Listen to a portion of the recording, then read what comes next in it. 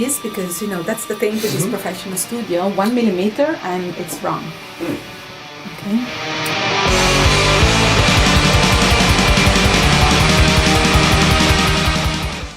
Hi, this is Fabiola from the Goat Tavern TV. We're here on a location in the heart of Bergen, Norway, for the 3rd edition of Blastfest, one of the most anticipated extreme metal festival of the year. We had the pleasure to have Martin Kvam with us today.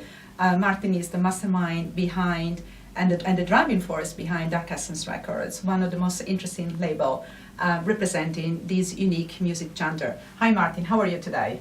I'm doing fine. Yeah. Good, very good to have you here as our guest. So Blastfest Year 3, what was it like to you to be part of such unique all-Norwegian lineup edition of this festival? It's good. We have 8 bands playing on the festival, and yeah, it's a good opportunity for the bands to show themselves to the right audience. Yeah. And apart from the Dark Essence bands, what was it like to you to see names like Gargaroth and Camphor again? It's always good to see them, but the bands I'm kind of looking forward to the most is Red Harvest and Malnus, and yeah, good old friends of mine that I haven't seen playing for such a long time. So yeah. And is there any band you're looking forward to seeing today and tomorrow? Again, Malnus and Red Harvest, of course, and Ishan is always good. I'm curious about the Green Carnation show. Yeah. Yeah, so are we. Really looking forward to see Green Carnation. And would you agree that this special edition of Blastfest reflects the very core of the Norwegian extreme metal scene as it is in 2016? More or less. There's always some bands missing, but well, I guess they had other things to do this weekend, either touring or something. So yeah, but more or less, it's a good lineup. So, is there any band that you miss at Blastfest now? Mayhem or Noir. Yeah. Yes. Like that.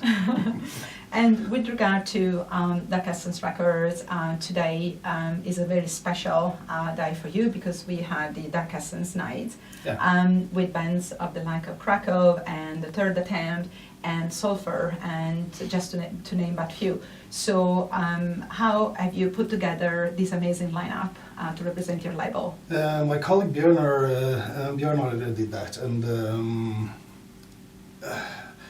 we had to look at it a little bit, which band had been playing earlier, which band are releasing new albums now, like Sulfur are releasing a new album very soon.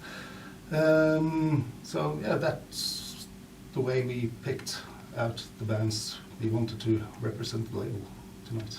Yeah. Very good. I'm really looking forward. I'll be front row for Sulfur for sure. That's good.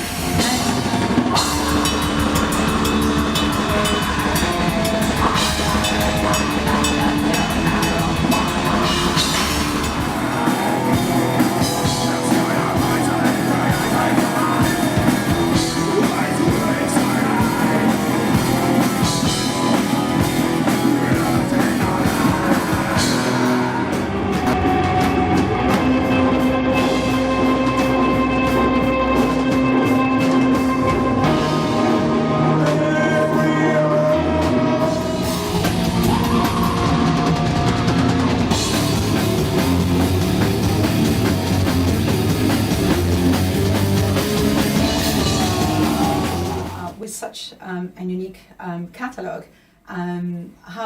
What are the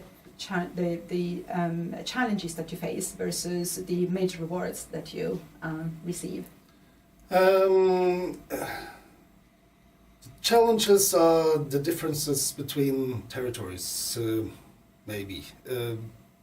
We are now going into the US market, and everything from shipping and all that stuff is always a challenge. And there's some, like in Scandinavia, nobody buys a CD anymore, almost. So it's only streaming and digital. We sell digitally, but down in Europe we sell more and more CDs actually. Yeah, so we have to try to pinpoint the releases differently to each market. So yeah, quite a lot of work, but always interesting and always good. And when we do it the right way, we usually get a reward.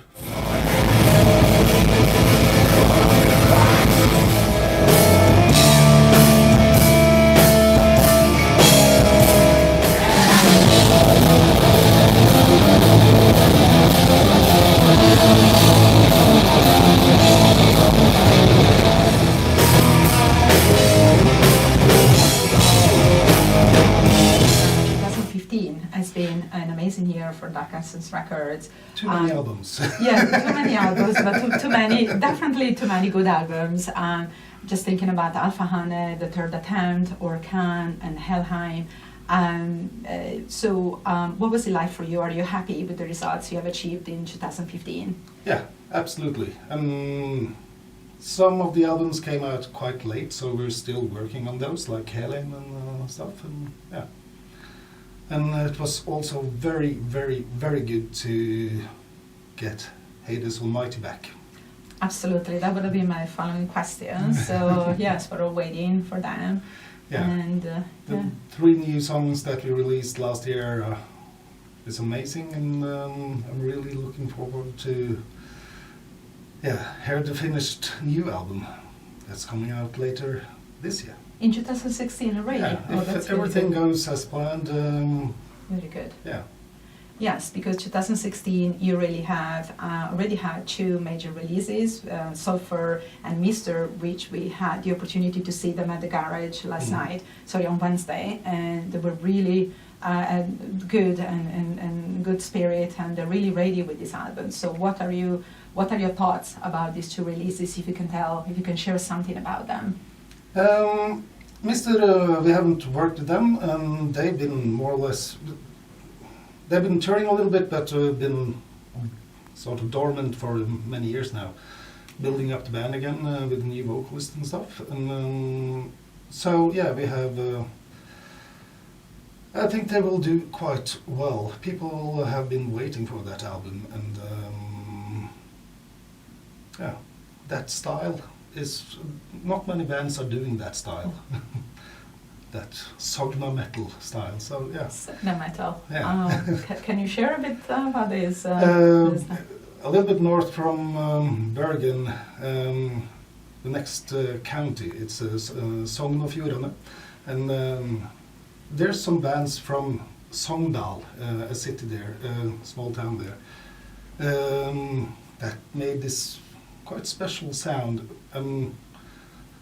The first band doing that kind was Windid, and out from Windid, Vreid sort of started, and then Mistur and Korskorpi. Yeah. Korskorpi, absolutely. I can see the comparison. Yeah. Very good. Really looking forward to listen to the album. It's just been it will be released in April, actually, right? So, very good. And talking about your activities, besides having such an amazing label as a main job, you're also the driving force behind another important festival for not just for the Norwegian community, but for the European extreme metal community Beyond the Gates. So would you like to share something about the 2016 edition? It's shaping up very well.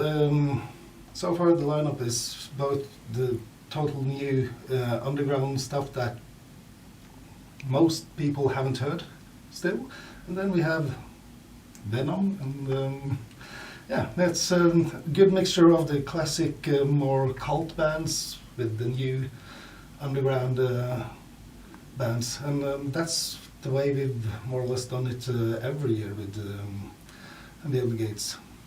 And it's 5-year anniversary, so we've added 1 day, and we have some surprises. Surprises? Yes, can't share right now, but okay, good, even better. Fantastic. Yeah, that would make people really looking forward to it again. And speaking about festivals, you also were part of an amazing event that took place last November, Blekk Metal. Yeah.